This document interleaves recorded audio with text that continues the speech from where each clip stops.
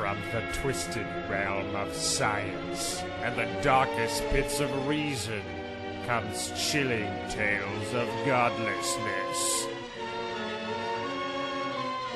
Bear witness to the unfathomable terror that is the Good Atheist. Today on the show, we're going to be talking about a couple topics. Number one, we're going to talk about the moniker of Islamofascism, and I've rethought my whole stance on it. I said in some previous ones. I don't even know what it means. I don't know what you're talking about. Well, it's kind of like a word that the conservatives used to throw around for Islam. As they were trying to associate fascism with Islam. Oh, they were trying to, like, Islamofascism is like a nice buzzword, kind of like the red communist scare. Well, yeah, it was kind of a buzzword. And at first, my reaction to the word was just saying, oh, it's just some conservative prick trying to make us believe that, all Islam is a bunch of fascists. Now, with that said, I made a list of principles that both fascism and Islam share that has made me reconsider. But oh boy! also, what we will talk about is Jim Carrey and his crusade against the MMR vaccine, and about the Taliban and their ambition to take over Pakistan. But first, let's talk about Islamofascism. It's terrorists, and Jim Carrey. And the terrorism of comedy. But yeah, that's our show for today. So let's begin, shall we, by talking about the Islamofascist thing. So, okay, let's get it straight. Basically, it's to try to conceptualize radical Islam. So radical Islam is considered by many to be called or encapsulate the concept of Islamofascism.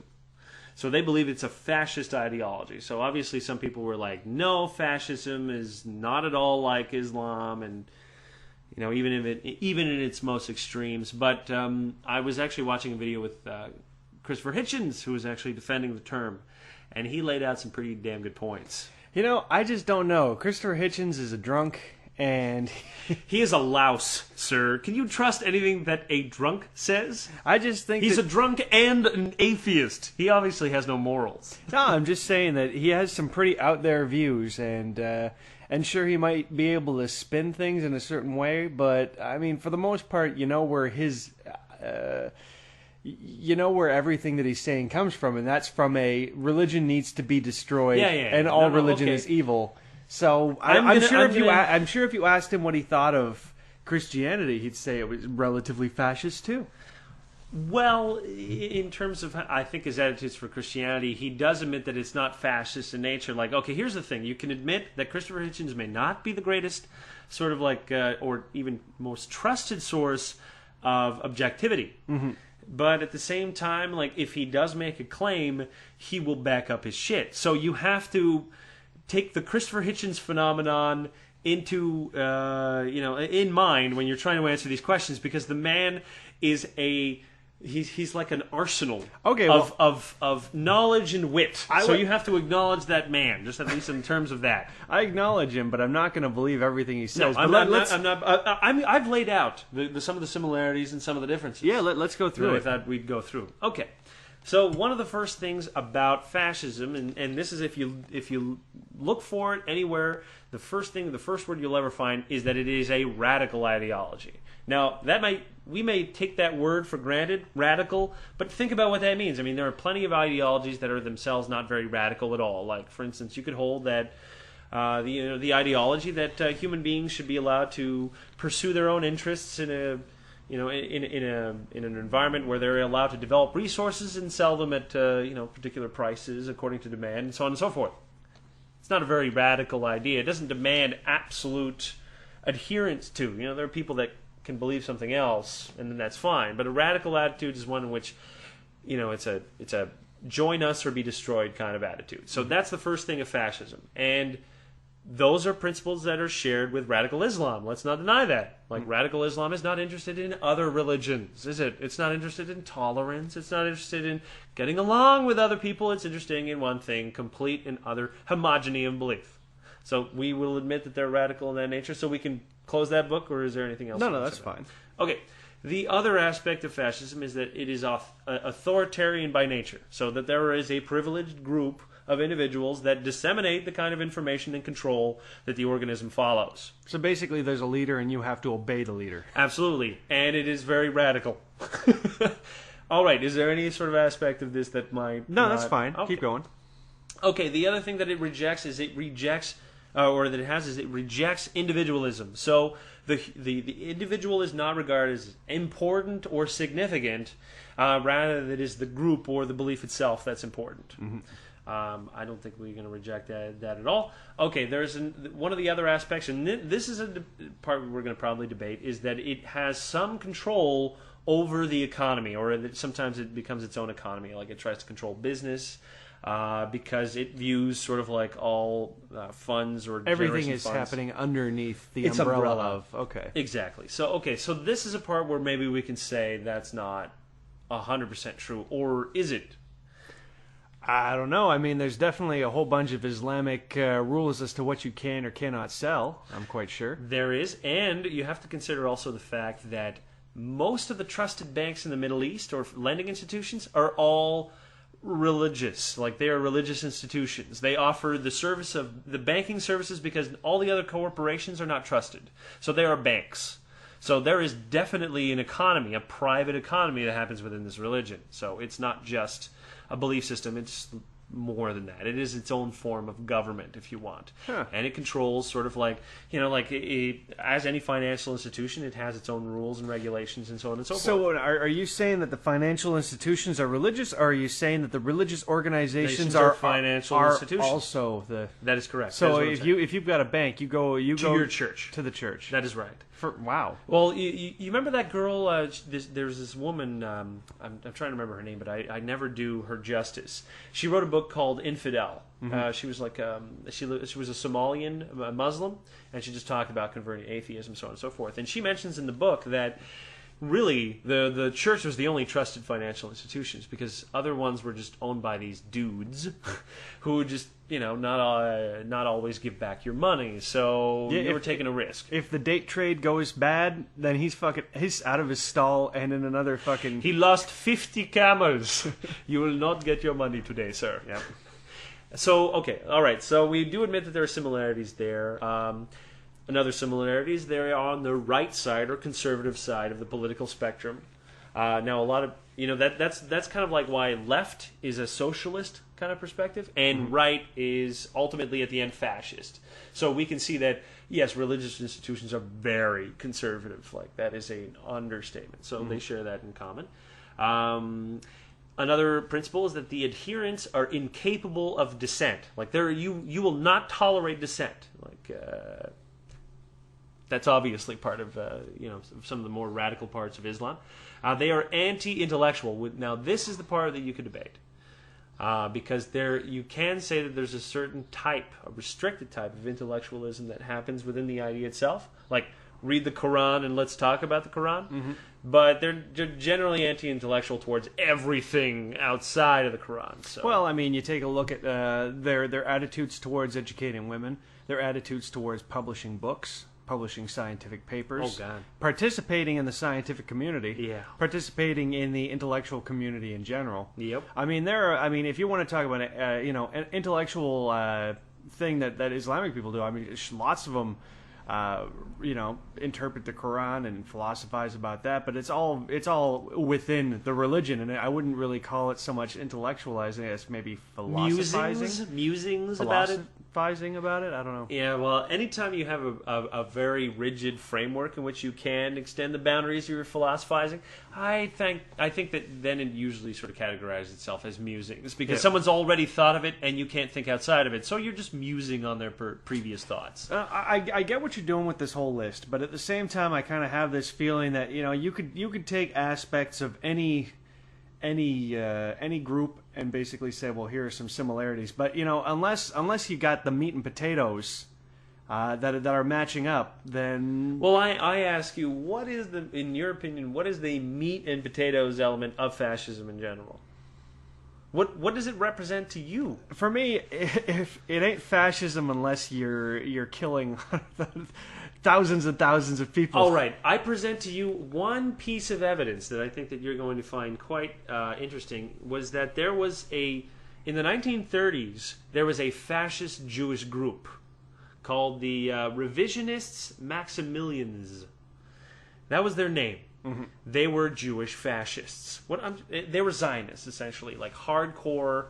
Like the Jewish race is the greatest race ever, and cannot tolerate dissent or anti-Zionism, and so on and so forth. So, this was during the 1930s. Now, obviously, this group died, and no one really talks about a fascist Jewish group, but fascism is possible in all sort of like political and religious spectrums, and I don't see sort of like the radical Islam as being that different from the Jewish fascist movement of the 1930s. We have to kind of like separate this idea that fascism is Nazism. We're not calling them Nazis. They're not Islamo-Nazis, but they are fascist. Like there is a very fascist attitude, and this brings me to the last thing.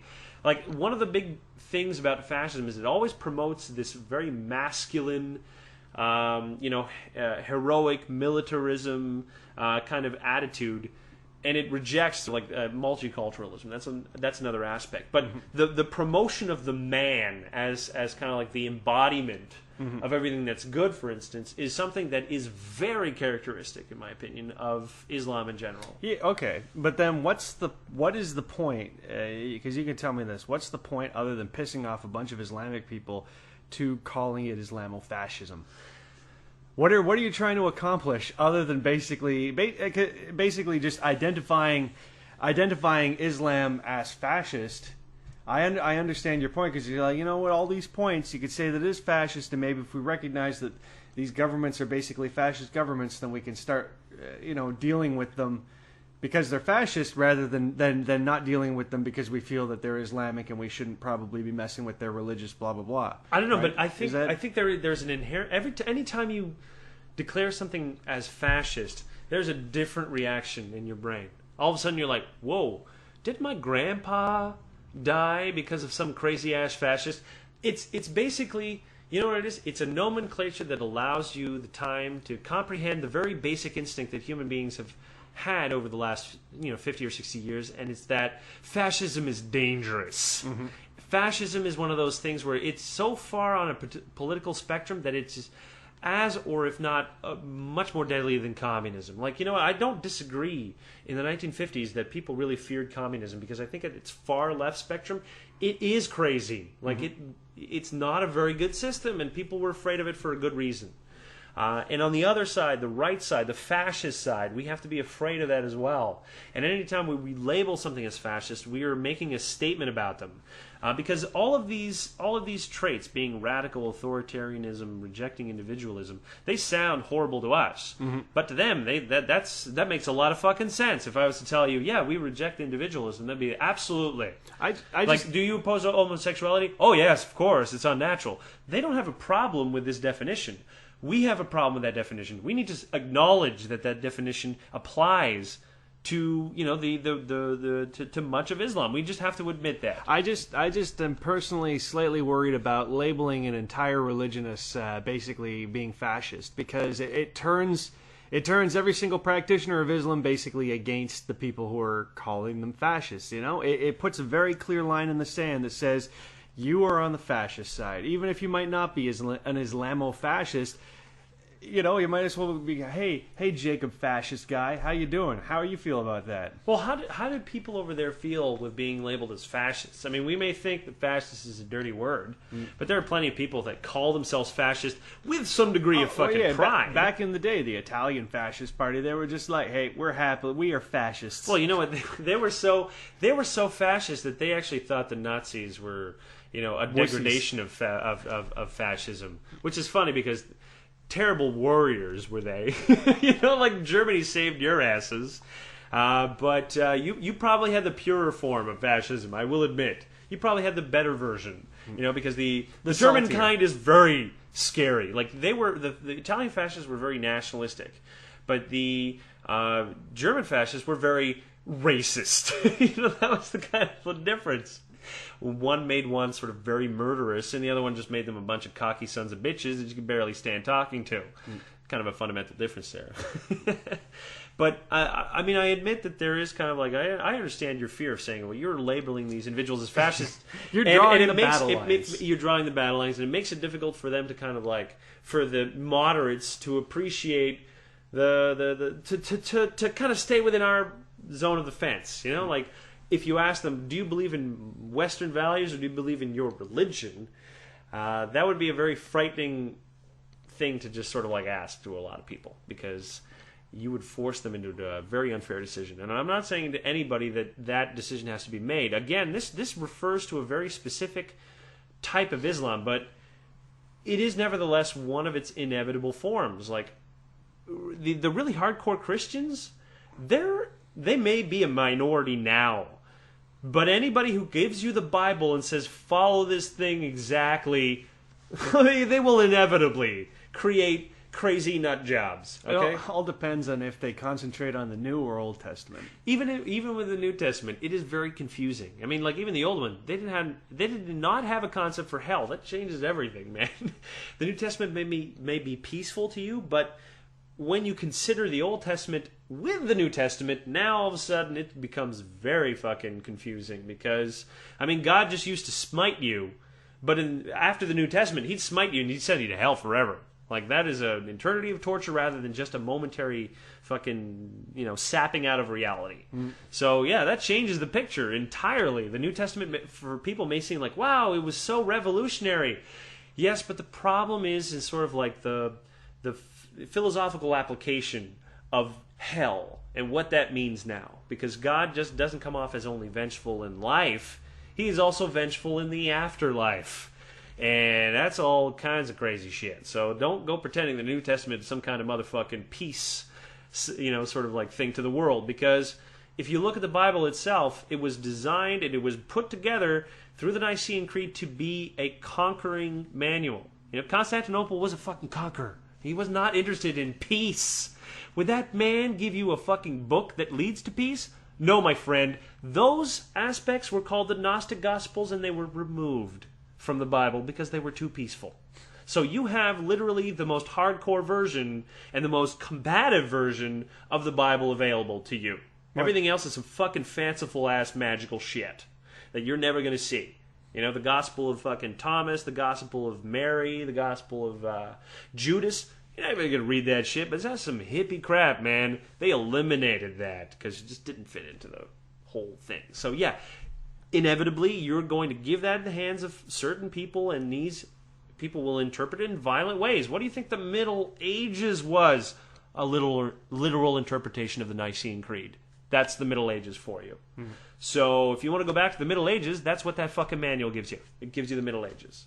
So, you have to recognize that element, even within your own religion. So we've been doing Christianity a service by not pointing to the fact that their manual is a barbaric torture device meant to, encourage slavery, death, and destruction. We forgot about that. We just give them a fucking, give them a wash. We give them a pass. They're like, well, we're not going to deny your part in the evolution of our culture. Like there are still some values even within the Bible that are good. It's not all bad. But there's a lot of bad. There's a lot of things that can kind of corrupt any human being. Well, figure this. If there wasn't hundreds of years of terrible rule under the fucking fists of all the religious people, then the Founding Fathers probably wouldn't have done that whole separation of church and state Probably not, no. I mean, it got so bad that I don't know if you read this, but this is an article I put up from 2002. There was a fire in a school for girls, and they weren't dressed in burqas. They were trying to escape the fire, and the police prevented them from escaping the building because they weren't dressed properly. This is the kind of rule you can expect from theocracies. Mm-hmm. Those girls died. They all died because they wouldn't let them leave the building because they were dressed inappropriately. So that's what you get. That's what you get from theocratic rule. Very predictable. Very predictable. That's pretty insane. It is insane. Predictably insane. It is predictably insane. Anybody who tells you that modern society as we live now is a product of Christian values and morals has never really read the fucking Bible. It's just clear and obvious to me. They get their ethics from our society that is a secular society. Hello? Yeah, I'm sure you believed in God, but you believed in God in a secular society where that was a choice. it was not an obligation. You would have reacted very fucking differently. And your society would be very different because of that. Yeah, because it would end up being a Cristiano-fascist type exactly, situation. Exactly. And this is my whole issue with talking about Islamofascist. Because it's the truth, but I know it sounds very upsetting. You can apply it to any fucking organization, though. And, you know, as you said, the Jews had their fascist organizations. I mean, the Christians, they were doing that fascist shit during the Middle Ages. So it's just, I mean, obviously we need to deal with these issues within religions.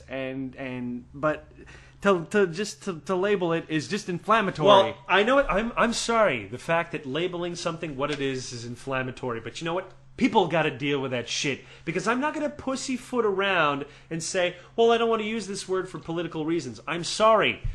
The days of allowing Islamofascists to go without the moniker is the same. It's kind of the same attitude that allows those same elements to exist, which leads me to our new point about the Taliban, you know, being closer to Islamabad, capturing the capital of Pakistan, in case you didn't know. Now, the Taliban is on a fucking tear in Pakistan, and that's some scary-ass shit, because the Taliban are Islamofascists.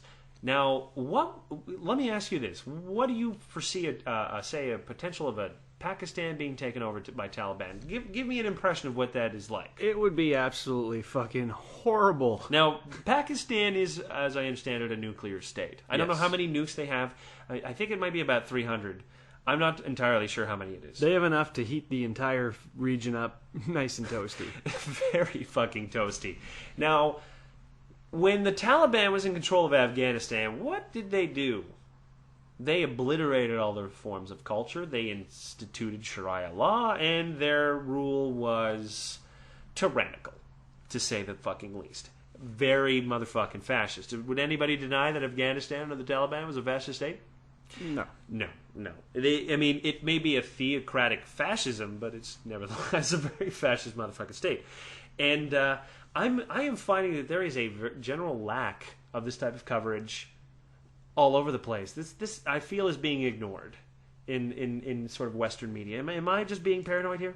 Not really, unless you pay attention to PBS and you catch the occasional really depressing special on the details of how fucked up everything is over there. I mean, I saw a Frontline documentary on Pakistan that just literally, it put me in a depression for about 3 days.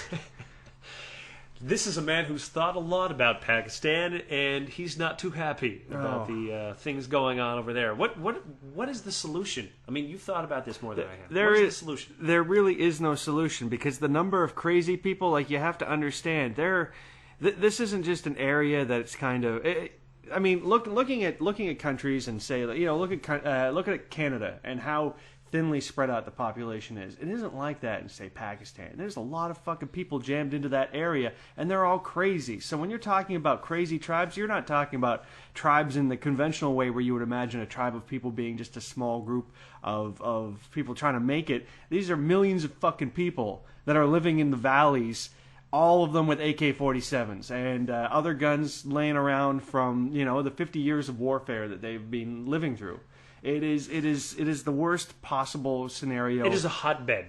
It is literally a hotbed waiting to explode. And these people, their lives are completely different from ours, and they're just based around the idea of, you know, living in a warlike fucking state. So, now, okay, but do you think a solution would be dismantling all their motherfucking nukes? Like, taking over, saying, these nukes, all of these weapons have to be dismantled. Like, we gotta get them out of there. You can't do it. You can't do it. Pakistan won't listen. Definitely now they won't listen. They need every single show of strength that they can get their hands on, and there's no way that they would give up the ability to have nukes, especially not with. Because here's the problem: is that you've got the situation.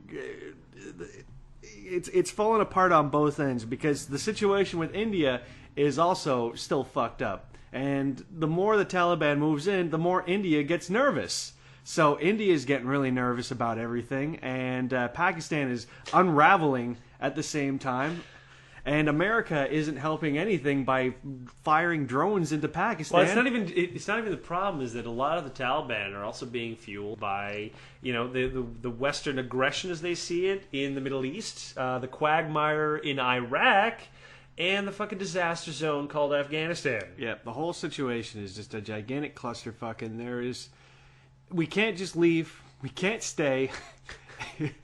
And also, I mean, after I got depressed watching everything, my dad tried to explain to me that place is being fucked up forever. And it will always be fucked up, and thus far it hasn't been a game changer.